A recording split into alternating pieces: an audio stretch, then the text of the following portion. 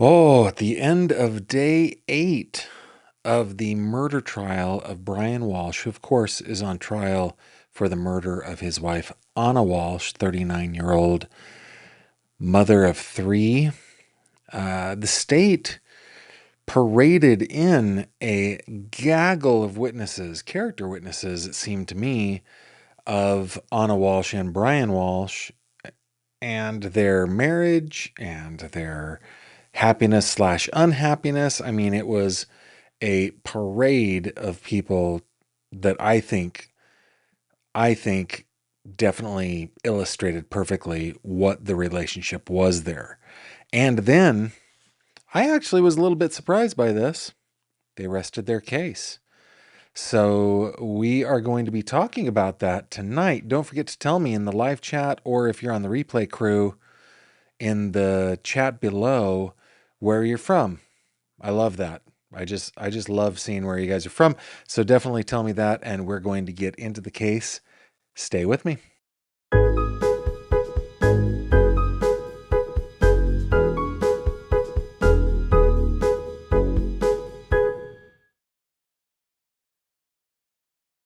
This video contains mature themes and discussions intended only for adult audiences. Viewer discretion is advised. Hello there, my friend, and welcome back to another true crime conversation with me, Gavin Fish. I'm so glad that you are here on this channel. We like to cut through the fluff, the sensationalism, get down to the nitty gritty of true crime. And if that is your deal, you found the right place. And I'm glad you did. Thanks for being here. It looks like people are already checking in. Lee Boo Grizzly got the memo even before we started. Says, coming to you from Brazil, but originally from South Africa. Watch the trial coverage with Gisela today. Good to have you, Lee Boo Grizzly, all the way from Brazil. Glad you are here.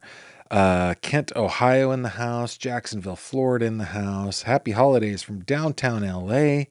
We've got Toronto, Omaha, Hickory, North Carolina, Pearland, Texas, New Hampshire, Newcastle, Australia, and I'm sure more are going to be joining us as we go along. Lake George, New York is in the house. You guys are awesome. Thanks for checking in with me. So, just a brief recap. Anna Walsh was a 39-year-old mother of three.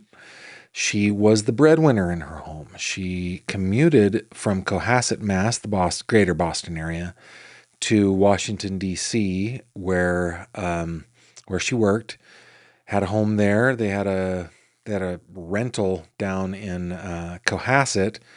Not a bad living situation in that little rental house. But anyway, she comes home for the Christmas holiday. She's a little late because of weather, and she spent some time with her paramour up there. There was that, but then on January 1st of 2023, New Year's Day, after a little New Year's Eve party with her husband, children, and a family friend, she goes missing. She just goes missing. She is nowhere to be seen. And you know who was to be seen? Her husband, Brian. You know, my favorite picture is this one, actually. Do I have a mugshot? Ah, yeah, I like that one. Okay.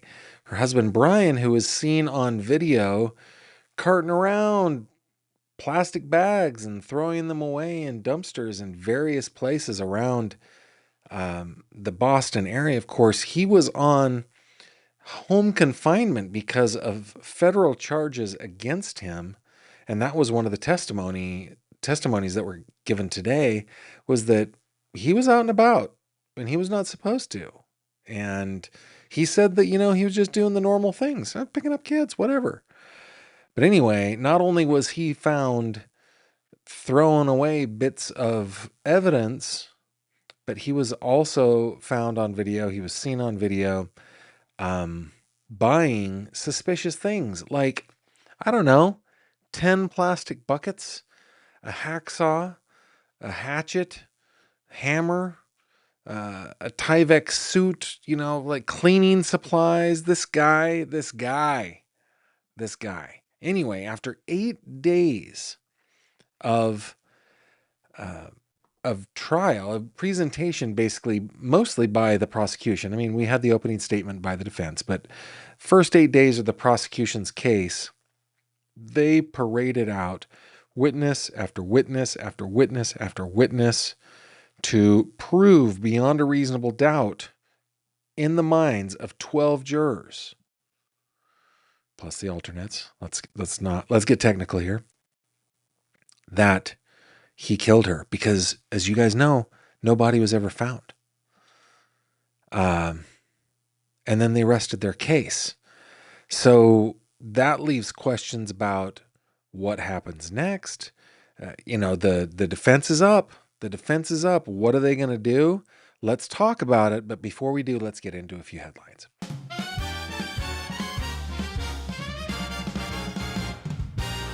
True crime headlines.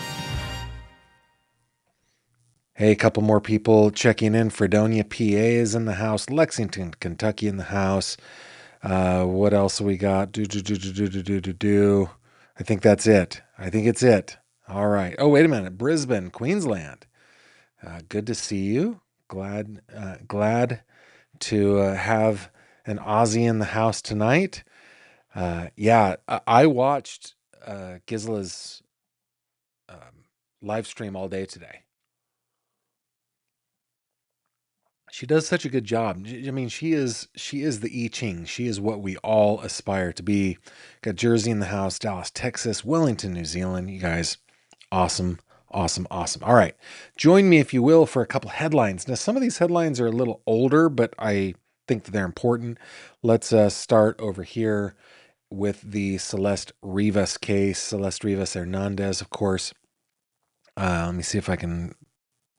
I just need to have a better system here. Here is Celeste Rivas Hernandez, 14-year-old girl who went missing out of Lake Elsinore, California. She was apparently in a relationship with an older man, guy going by the name of David.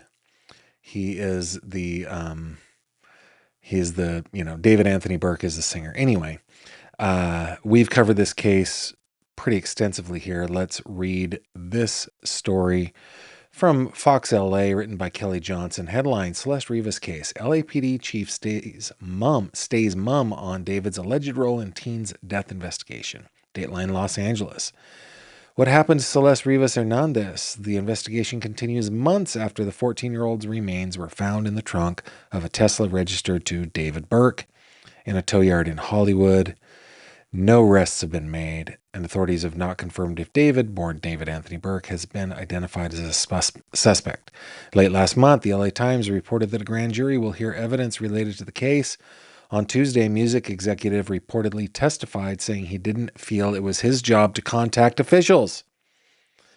Okay, this is the main thing. Is David a suspect? On Wednesday, today, LAPD Chief Jim McDonnell appeared on Good Day LA and declined to discuss details of the case, saying that doing so would jeopardize the investigation. When asked if David is a suspect, McDonnell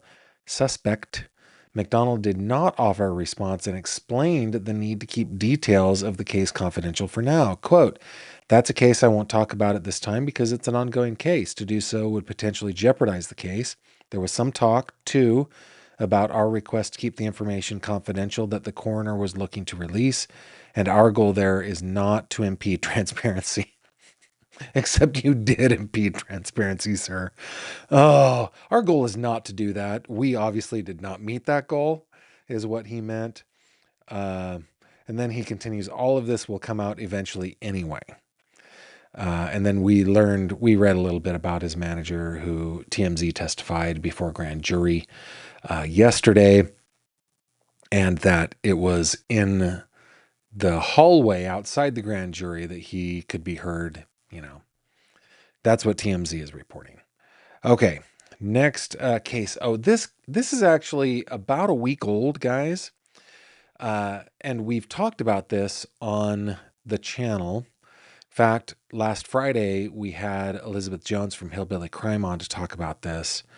But I wanted to bring it up just because we still don't know when the bond hearing will be for Mickey Steins in the case of the murder of Judge Kevin Mullins. Judge Mullins, if you'll remember, is a Kentucky district judge who was shot to death by his sheriff, and some people describe him as friends, in his chambers, shot 9 times to death. And that sheriff is Mickey Steins. He is charged with the murder of Kevin Mullins. Okay. Ex-sheriff to get bond hearing more than a year after being charged with killing a Kentucky judge. And we discussed most of this already, but I wanted to read here. Whether bond is justified for the former sheriff has been an ongoing issue. In August, defense attorneys recommended a $50,000 bond, saying Steins is not a flight risk and poses no danger to himself or the community. Of course, they are arguing that he is not guilty by legal insanity. So to be able to say that one is not a danger, but is also or was legally insane, I find those two claims to be, I guess, in conflict with one another. Let's see. Prosecutors have responded that Steins is not entitled to a bond, citing a section of Kentucky's Constitution that says the right to bail doesn't apply to people charged with a capital offense. An attorney for Steins didn't immediately return a phone call and email Thursday asking, this was last week again, comment on the judge's rulings, which is shocking because the Bartleys, Jeremy and Carey, that reminds me, oh, look what we're about to do.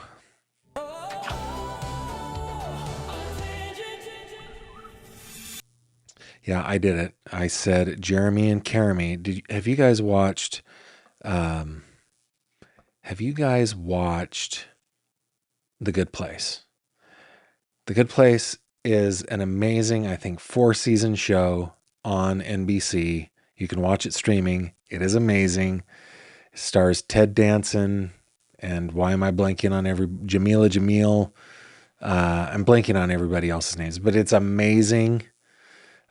Kristen, I'm blanking, doesn't matter. Anyway, there's this whole thing about the timeline on Earth versus the timeline in The Good Place being, it looks like the English cursive written out Jeremy Bearimy. That might be my favorite thing in all of television comedy. Anyway, yes, Jeremy and Carey Bartley not answering a phone call or an email has got to be a first.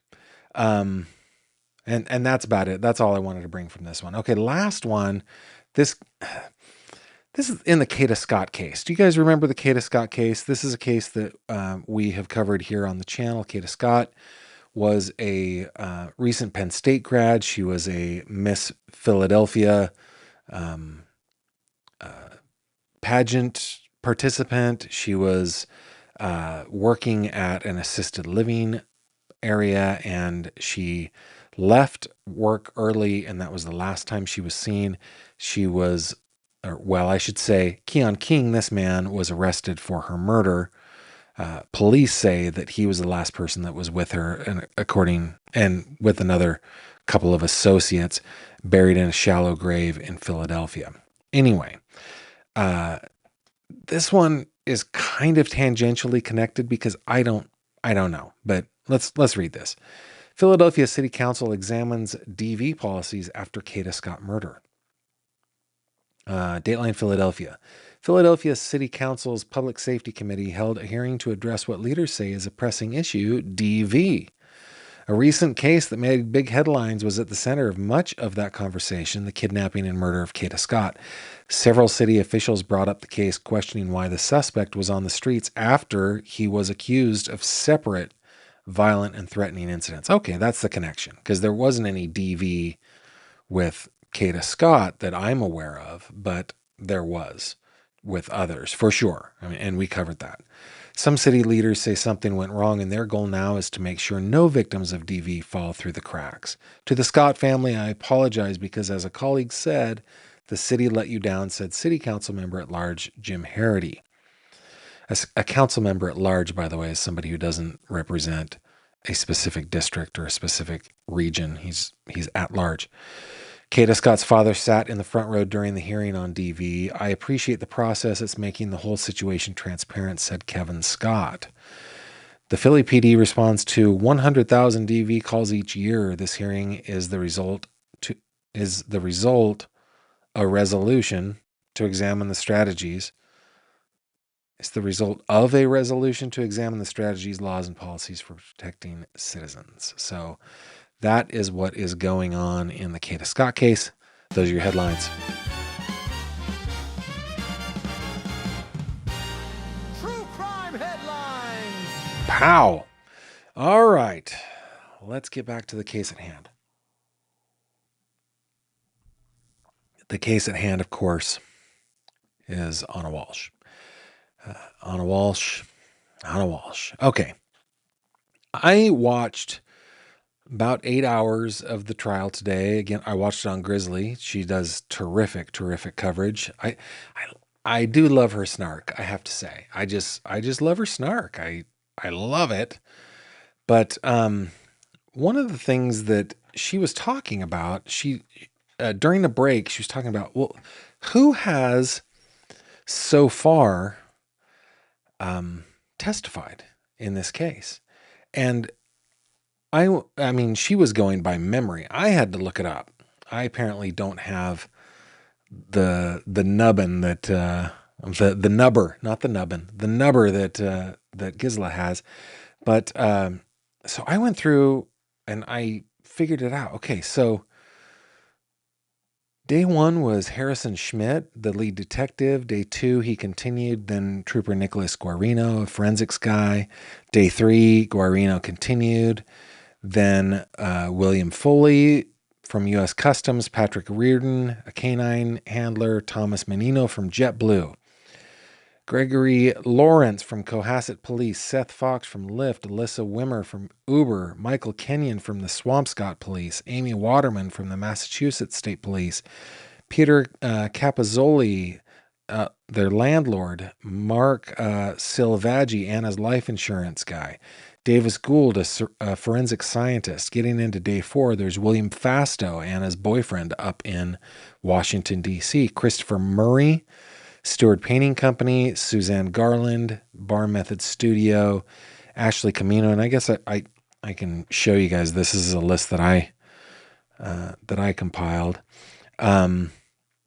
So Suzanne Garland from Bar Method Studio, Ashley Semino from Bar Method, also studio and instructor, Janet Cotter, who saw Anna on December 31st, Julie Basler from daycare, Sandra Waldrop, Claremont apartment manager, Trooper Connor Keefe, a digital forensics guy.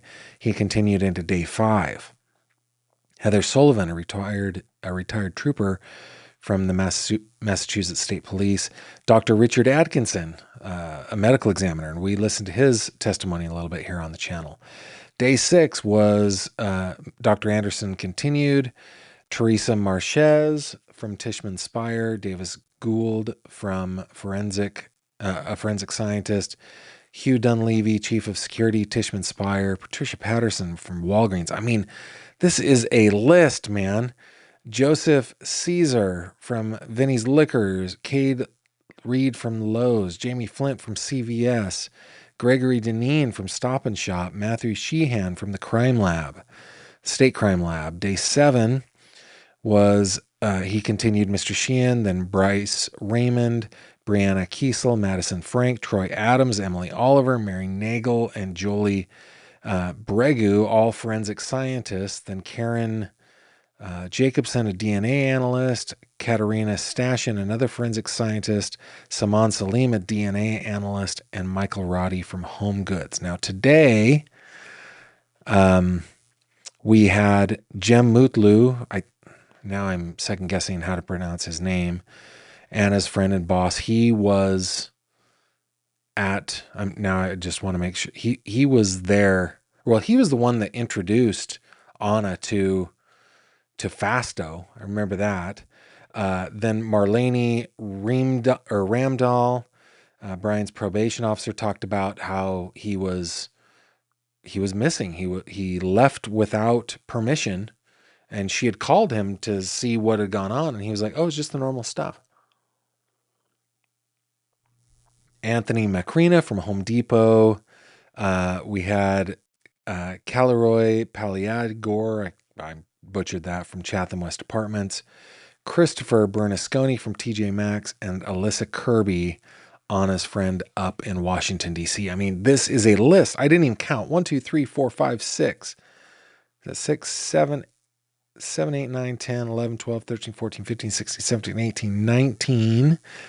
And then 20, 21, 22, 23, 24, 25, 26, 27, 28, 29, 30, 31, 2, 3, 4, 5, 6, 7, 38, 39, 40, 1, 2, 3, 4, 5, 6, 7, 8, 49, 50.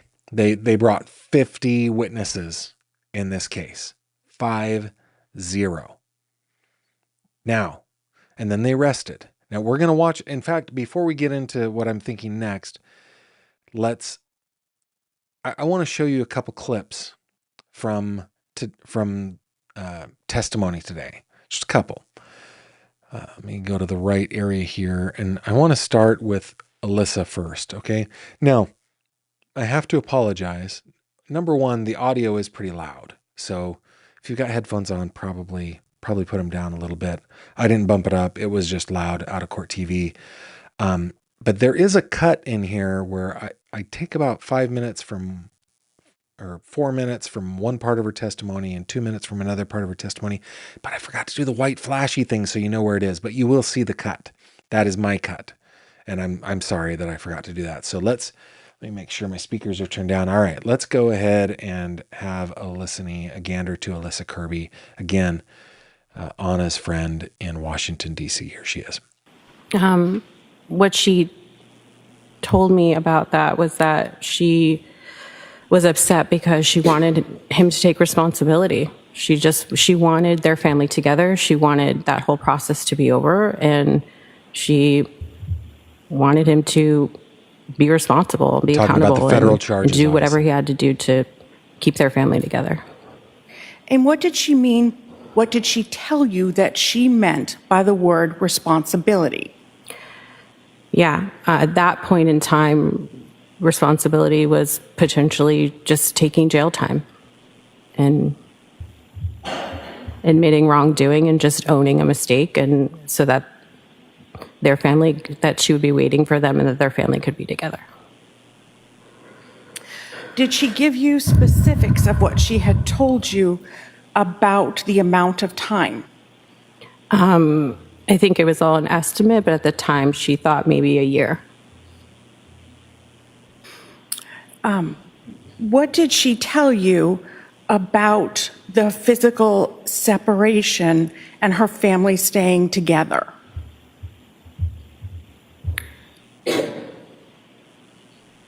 I'm sorry, I'm not quite sure what you're asking. I'm sorry, I didn't ask that well.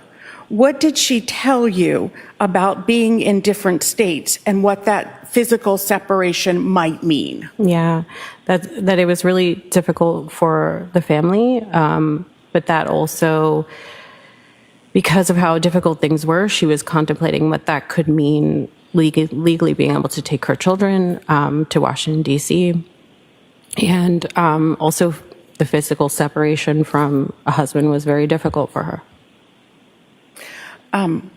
What, if anything, did she tell you about having established a separate household? That she had told me that everything was set up in her name, the house in Washington, D.C., and the bills where everything was in her name. So she was trying to figure out a way that she could have the kids with her in D.C.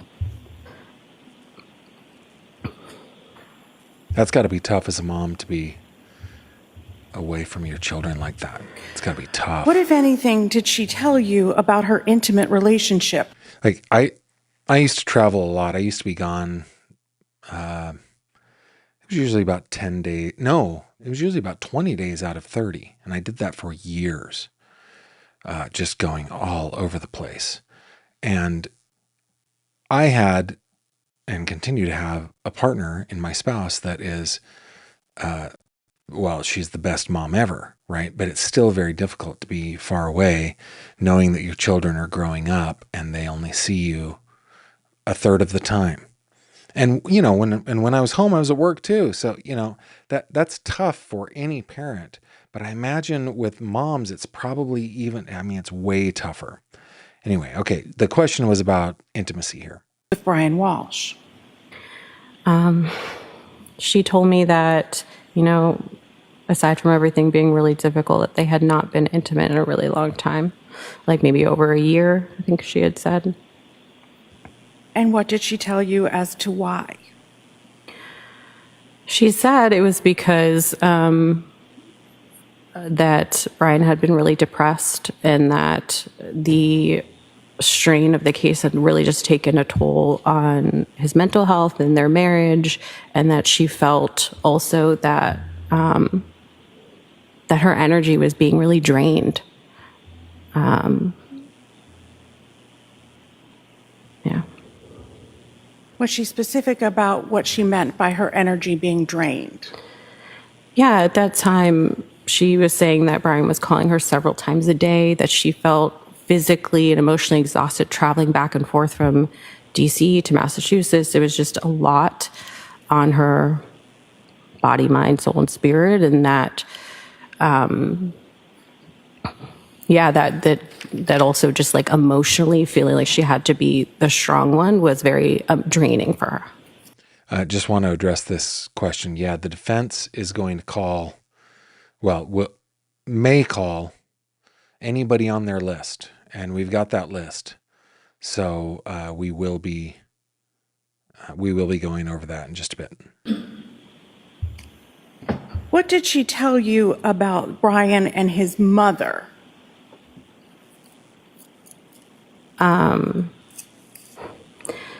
She had always said that. Your Honor, objection. I'll see you at the side of the bench. This is my cut right here. There was my cut. Sorry I didn't do the little white flashy thingy. Ms. Kirby, did she want her family together? Objection, Your Honor. She stated it, she can answer it. So rephrase the question. On December 29th, did she tell you, did she want her family together?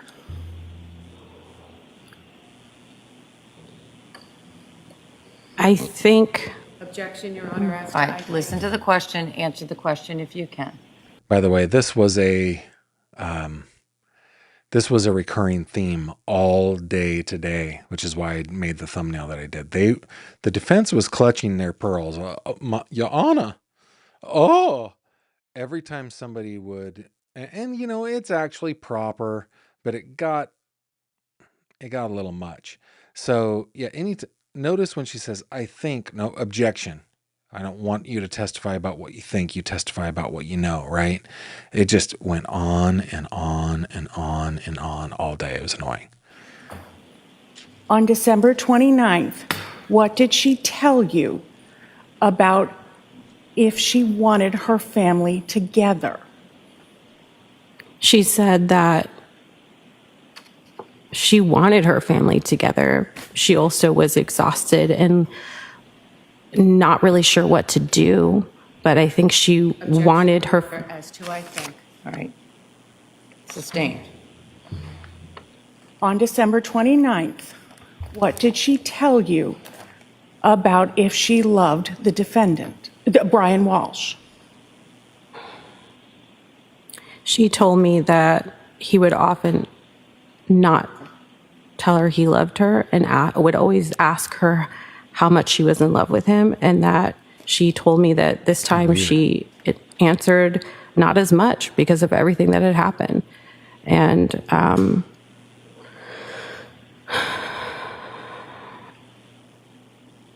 yeah, that she was falling out of love, and also that she wanted I think she saw. Objection, Your Honor, as Again, she saw. I know it's a long time ago, but it has to be the statement she made to you, not what you think Okay. or what you understood from it. It's statements that she made to you. Okay, sorry. And on December 29th of 2022,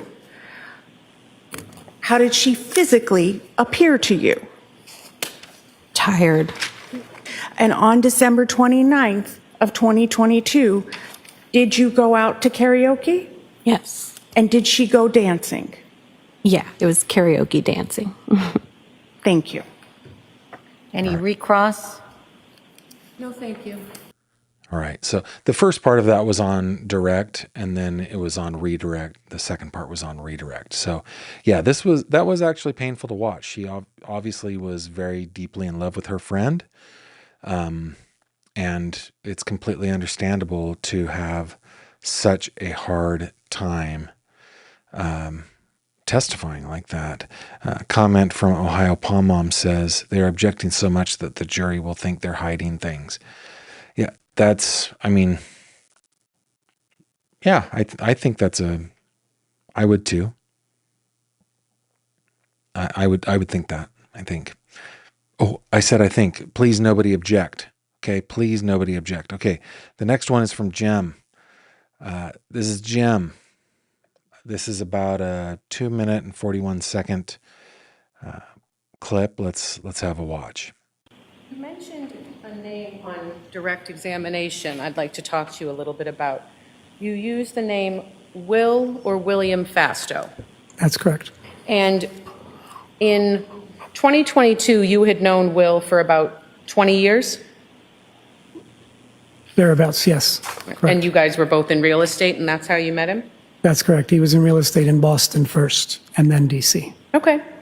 And when Brian and Anna were looking to relocate to Washington, D.C. for her job, they wanted to buy a family home down there. That's correct. And you hooked both of them up with Will, the realtor. That is correct. And would it also be fair that it would be nice for Anna to have a personal and a friend down there going down to D.C. with no one else at the time? That's correct. And again, you had told us that she was looking into investing in more real estate as investment properties. That's correct. And during this process, Brian Walsh and Will Fastow really just had a professional relationship, no friendship. I don't know what kind of relationship they had. I'm not privy to the details of their relationship. Okay. But through your conversation... You're talking about Brian Walsh, correct? Yes. Brian Walsh and Will Fastow. Yes. I'm not privy to the conversations they had or... Yeah. Okay. But you knew that you had introduced both Mr. Walsh and Anna to Will for the purpose of finding a family home. As far as I'm concerned, I had introduced the family, the Walsh family, Thank you. to Will Fastow. Okay. And at some point, Anna told you that she had become good friends with Will Fastow. That's correct. And I think you told us a little bit about a phone call you had with her on December 29th. That's correct. Anna Walsh never told you that she was romantically involved with Will Fastow. No. She never told you that she was going to leave Mr. Walsh for Will Fastow. No. And she never told you that she had more than platonic feelings for Mr. Fastow. Not particularly, but she was, emotions are complex. I knew they had gotten close, Okay. but she never told me that she had a relationship with Will Fastow. Okay. Yeah. Yeah. I just want to return to I think that's the her relationship That I with... can recall. Okay. that's the end of the clip that I wanted to show you. But that whole relationships are complex thing became kind of a big argument point later on with the defense. Like, what did you mean by relationships are complex? What did you know? It was dumb. It was just absolutely dumb.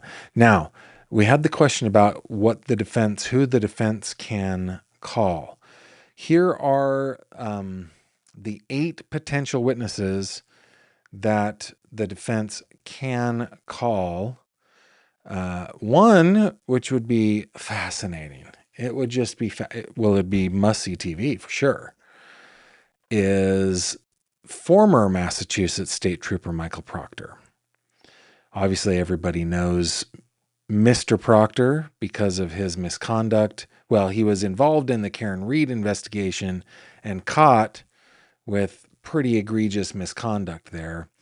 And I don't know. I guess the defense is probably going to go after his integrity to try to, I don't know, make some fractures in the investigation itself. Though again, the freaking prosecution brought up 50 witnesses, 50 of them. The next person on their list is Tracy Miner. She was Brian Walsh's attorney in the art fraud case. She also represented him during early interactions with law enforcement before he was arrested.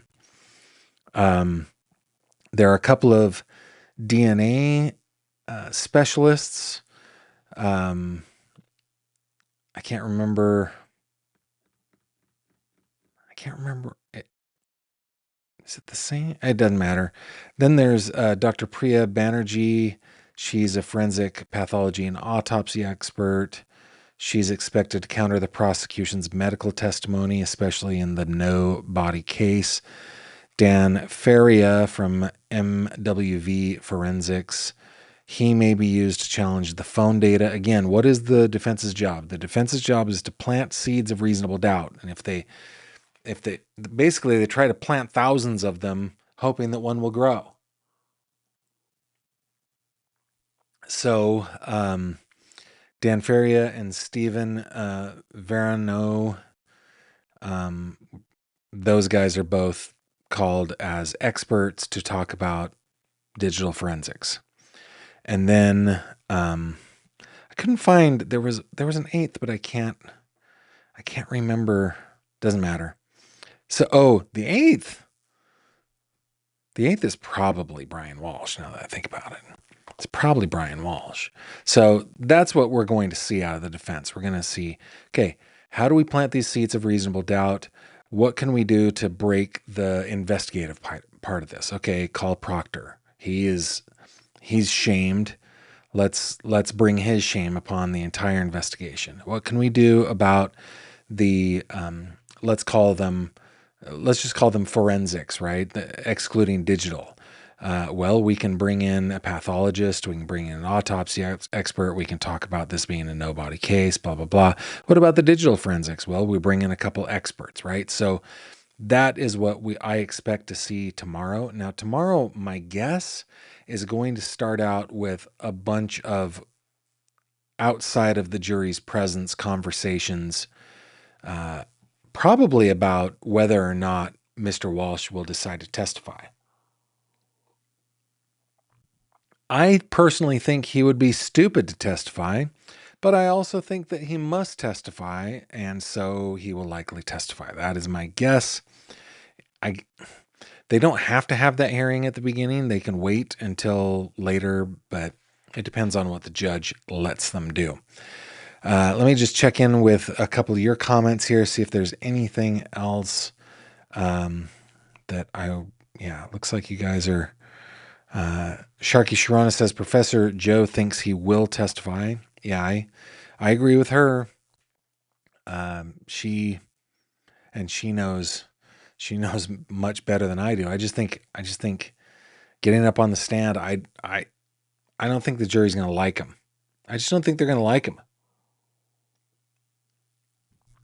It'll be interesting to hear his voice, though. Hear what he has to say, I guess. So yeah, we'll see what happens. Tomorrow will be an interesting day. With only 8 witnesses, the prosecution went through 50 in 8 days. If we've got 8 witnesses, we might have closing arguments on Friday, possibly Monday, which is a faster pace than what was scheduled originally for this case. Okay, with no other comments, guys, you know what time it is? 3 questions. It's 3 questions with Gavin Fish. All right, you know the game. In this segment, this is always the last segment of our show. You can ask me anything. You can ask me anything. Anything. Everything's on the table. Nothing is not on the table. That double entendre there. Anyway, just email your questions, 3questions@gavinfish.com. 3questions@gavinfish.com. It is spelled out THREE questions@gavinfish.com. You can also go to my website, which is always linked down in the description below, and you can just click on the contact me page and you can put it in through there as well. All right. Now, I have noticed with this opening question that we do have a little bit of a theme. I think y'all are into music. So the first question, what are some of your favorite bands and or performers? Guys, I'm an old soul. I was born in the 70s, kind of came of age in the 80s, graduated high school in the early 90s. But when it comes to music, I'm really more of a fan of the 60s and 70s. So, of course, yeah, you guys don't even have to ask. Love me the Beatles. Gotta love the Beatles. Not so much of a Stones fan, though. I do like, I like some of their work. I don't put on the Stones like I put on the Beatles. Not into that. But I like all the Wrecking Crew stuff. You know, I love all the Wrecking Crew stuff. I'm a huge fan of Tommy Tedeschi and Hal Blaine and Carol Kane. You know, all those albums. So that'd be like Sonny and Cher, and that'd be the Monkees, it'd be the Beach Boys, it would be Glenn Campbell, it would be everybody from the 60s that were recording in LA, right?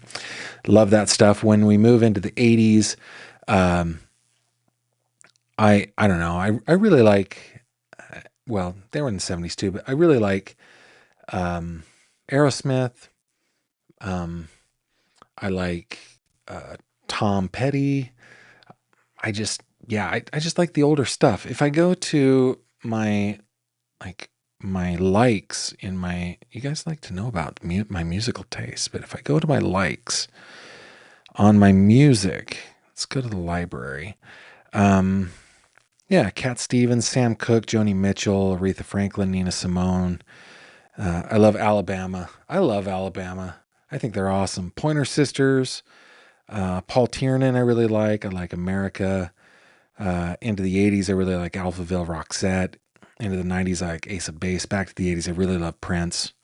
The Cars are so underrated. What was I listening to today? Who's Gonna Drive You Home? Oh, dang it. That is a great song. Yeah, Bellamy's, Marshall Tucker, Elton John, Doobies. When I get into Latin music, I really love Los Lobos. I love Gypsy Kings. I love early Shakira, like back in the 90s. I love Maná. I love, why am I blanking on names right now? La Portuaria, I really love. So yeah, Tracy Chapman, I love. Clapton, Donato y Stefano, I really love. Fito Páez, of course, I really love. Men at Work, Cyndi Lauper, Dire Straits. I like rock and roll. Now, most of the live performance, I hardly ever go to a live performance. Hardly ever. I've been to, I don't know, a dozen or so live concerts of mainstream bands. But anything that is live, mostly I'm a fan of recorded music. I love the science and the art of recording music. So I'm not all that, my skirt isn't blown up all that much by going to see a live performance. I love the recorded stuff. But that changes when we talk about theater. I love musical theater, and that is the live kind of performance that we go and see frequently. So I really do enjoy live theater. What was I don't know. And we will do like high school level, community level, all the way up to professional level or traveling professional level. We do lots of live theater. And when it comes to theater, I like the classics of course. I like Lerner and Loewe, and I like Rodgers and Hammerstein. I really love Sondheim. I what you know Benny and Bjorn. I can never remember their last names, from ABBA, have done some amazing stage work, some stuff that I just really deeply love. So yeah, in fact, when I was going through all my stuff and finding different. I have a whole bunch of like old ticket stubs from movies and stuff like that I've been scanning through lately, that I kept from back in the '90s, and yeah, I saw a lot of musical theater. My parents did me right there. Okay, you guys do tend to send in questions about my missionary work when I was a young man. It is how I began to learn how to learn languages.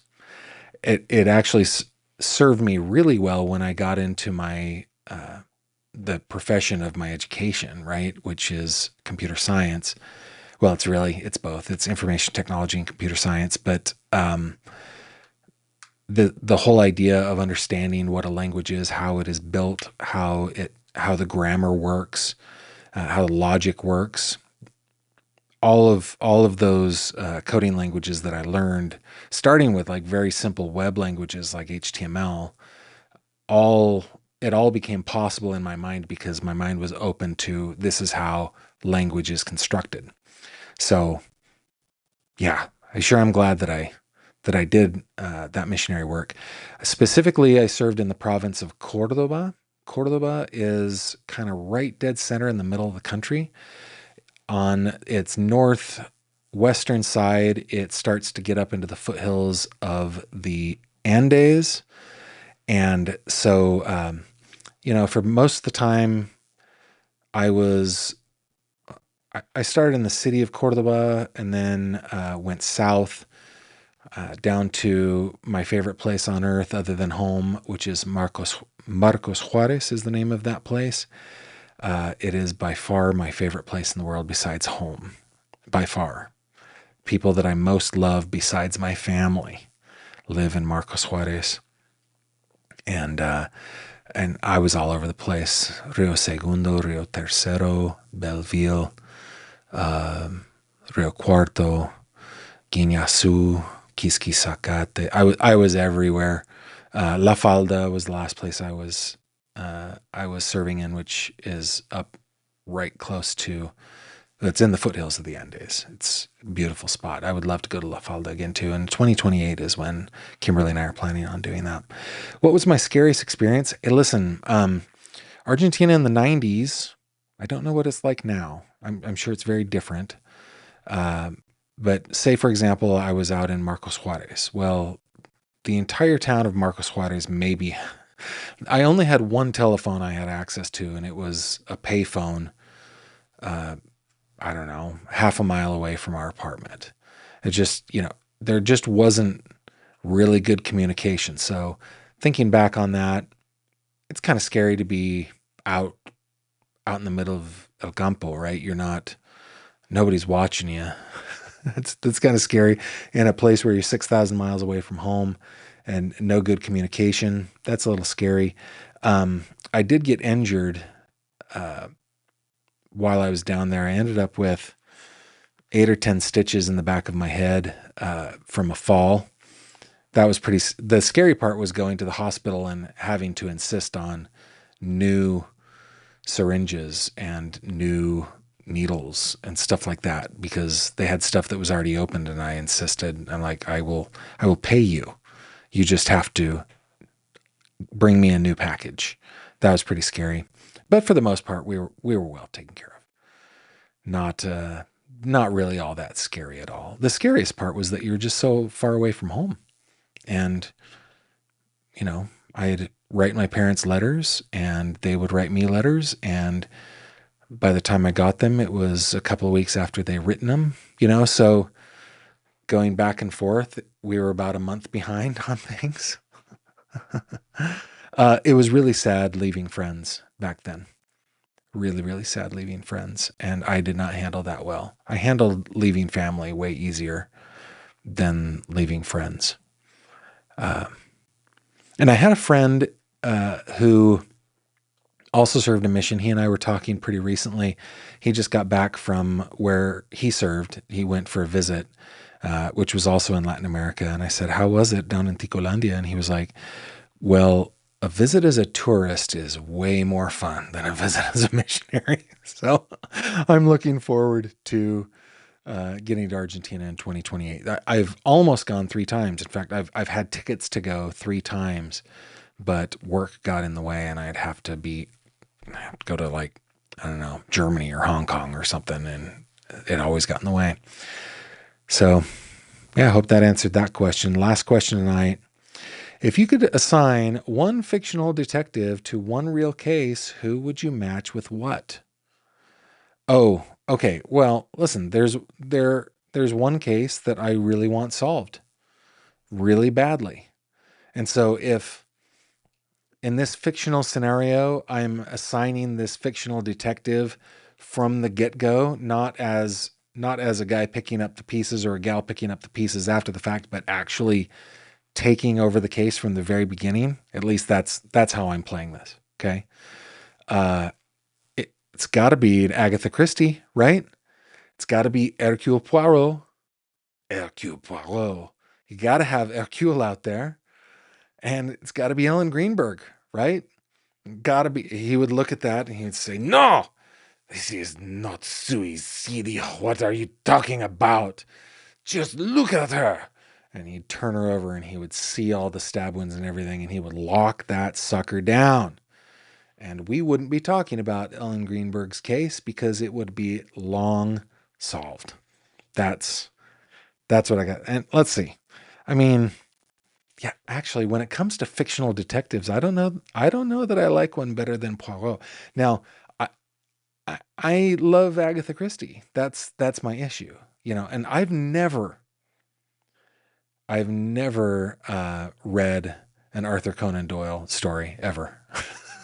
In fact, I have never read Dickens. Guys, I don't read fiction all that much. I was just talking with my aunt about it. I read a lot of nonfiction. I read a lot, but it's all nonfiction. It's history stuff. But with Agatha Christie, she wrote so many plays that, and I've seen so many of them, I don't even know how many she wrote, but it's got to be dozens, right? So I know Poirot very, very well. But Sherlock Holmes, yeah, maybe. I don't know. I don't know him as well as Poirot. Let's see. Let me back up to a couple comments that you guys have. Oh, no, I can't. First, Gavin, you got to close out the segment. Come on. It's 3 questions with Gavin Fish. Pow. Mooney says, if you like the art of recording, you got to watch Becoming Zeppelin on Netflix. That is something I have not watched, Mooney. But, for years I worked in high-end audio. And so what's really funny is it became so corny. It became such a cliche that, we're building equipment that makes it so that you can hear exactly what the artist intended. Okay, well, that is a fine goal, but nobody knows what the artist intended but the artist. but that's what our goal was all the time, right? Creating electronic devices that would play music. I should say electric devices that play music that sound real. But here's the thing. In a studio, nothing sounds real. Everything sounds perfect. So, but that's the way I like it. I like perfection. So I will check out Becoming Zeppelin on Netflix. Math Geek says high school live musical theater can be surprisingly good. Actually, let me say this. When we first moved to this area, our first experience with going to musical theater was the high school production. It was a musical. And we were blown away at the quality of not only the performance, not only the acting and the singing, but the production and the music that was all played by high school musicians. And it turns out that the kid who had the lead in that very play is now our son-in-law. And we love him. Great. Yeah, there are a lot of talented young people out there. Let's see. You should check out La Habitación Roja. They are my favorite Spanish band, and they're from my town. This year they celebrate 30 years of their career. La Habitación Roja. Okay, I will check it out. La Habitación Roja. I should also say, when it comes to Latin music, in Cordoba they have a musical style called cuarteto. It's a dancing, it's 4/4 rhythm, dancing kind of music. It's really good, and it is just so perfectly Cordobese that I love listening to cuarteto. La Mona Jimenez is one of my favorites. Yeah, it's good stuff. No way. ¿Cómo va? Saludos de Buenos Aires. Abrazo. Thank you, Carolina. Thank you very much. Abrazos a vos. Let's see. Mooney says, love musical theater. My undergrad changed from art to technical theater when my ceramics teacher told me 600 pounds of clay making per week and throwing 40 hours wasn't enough. That's funny. That's funny. C.A. Hawkeye, Gavin, it's collectible now. The records, I mean. Oh, yeah. I am a collector of vinyl. My library is vast. I had a client in Hong Kong that I would go. I went a couple of times. I sold him a couple of devices, and I would install them as part of the gig, right? If you buy this device, then we will send somebody to install it, that kind of thing. And he had so many records that if he listened to them all back to back, it would take him something like 30,000 years to listen to them. My collection is not that vast, but it would take years to listen to all of my music for sure. Love Poirot. Love Poirot. How about Monk? Ooh, Monk. Perhaps. And Tiss says, I'd love Monk to be a real person on any of these unsolved cases. Tiff also says, I've read all Sherlock Holmes and seen all Poirot. That's awesome. And Jules and me says, I prefer Sherlock, but Poirot is a close second. Let's see. I love detectives that aren't really detectives. Miss Marple, Father Brown, and of course, Jessica Fletcher. Yeah, that's pretty fun. And Mooney says, my vinyl library is massive. The original pressings. Yeah, I've still got some unopened stuff I've got unopened stuff that I bought in the 90s. I've got so much 200 gram stuff. I've got a lot of 160 gram. I've got a lot of vinyl. I love it. So you guys are my kind of people. All right, guys, that gets us to the end. Thank you so much for being with me today. We'll be back tomorrow, 6 p.m. Eastern, probably to talk about what the devil the defense did today in the case, in the trial of Brian Walsh and the murder of his wife, Anna. With that, let's see. Hold on. What about Dixon Hill? Oh, you guys are keeping me. Dixon Hill. I don't know Dixon Hill, but it's Patrick Stewart. What is the matter with me? Got to get me some Patrick Stewart. Scotch Mom says Harry Bosch is my favorite detective. I like Bosch. I do enjoy Bosch. Yes. All right. Thanks, guys. I will see you tomorrow on this very channel, 6 p.m. Don't forget that you can join us over on the Fish Tank on Facebook. If you're on Facebook and you haven't joined us, you are cordially invited. And before we go, real quick, let me just show you. I found some negatives today that I scanned in with my trusty brand spanking new scanner O negatives. And yeah, here is a picture of 16-year-old Gavin trying to look fair. Wow. Yes, that I was experimenting with color photography at the time. I'd really been into black and white. I still am. And this was originally in color, but I had not gotten the lighting correct at all. Not at all. And my favorite comment is, looking like you're going to close real estate deal after geometry. Very dapper. No, that was my brother's sport coat. It was way too big. And I loved it. It was all shiny. Made you look so fancy. So yeah, join us over there on the fish tank if that is your deal. There's always a link on my website up in the upper right corner. With that, I bid you adieu, and I will see you on the next one. Take care. Thank you very much for watching this video. If you liked what you saw, please consider subscribing. And if you have any questions or comments, please leave them below.